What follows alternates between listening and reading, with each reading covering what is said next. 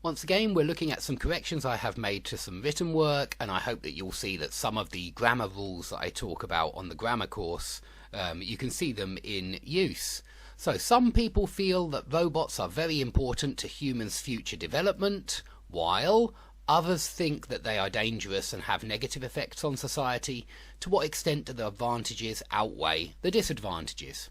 Okay, when people think of robots, they imagine a completely autonomous machine with a near perfect AI, which behaves as if it just jumped out of Asimov's novel.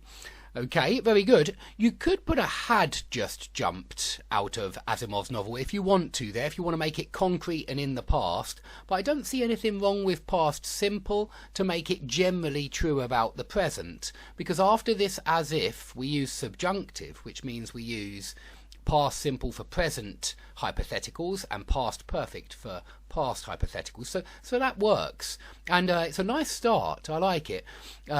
I would put a comma here just because I think, well, I mean, you could say it's a non-defining relative clause. You have a completely autonomous machine that behaves. You could, actually, so you don't have to have the comma there. It's debatable. It really is down to the author. So that's not a mistake, but I think I would put one in just to make it clear that this is additional information and it's not defining which completely autonomous machine.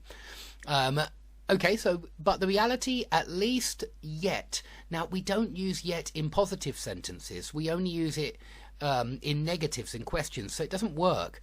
We need the words until now, or at least so far, yeah, meaning, you know, all the time until now. But the reality, at least until now, and I do prefer those two, is absolutely different. Semicolon. Very good, that's a main clause. Many of the goods, now don't use a capital after a semicolon, yeah, only use a capital after a full stop, don't use capitals after colons or semicolons, and many of the goods that we are consuming on a daily basis. Now notice I put a that in there, and I'm just doing that to show you that this is actually a defining relative clause. It doesn't look like it because the that, which is at the front, which we can put in, is omitted. Yeah, many of the goods which, many of the goods that we are consuming on a daily basis. So this is a defining relative clause. It defines the type of goods, and that's why we need a the. So I want you to remember that when you've got a noun being defined by a defining relative clause, normally, yeah, usually, unless it is an existential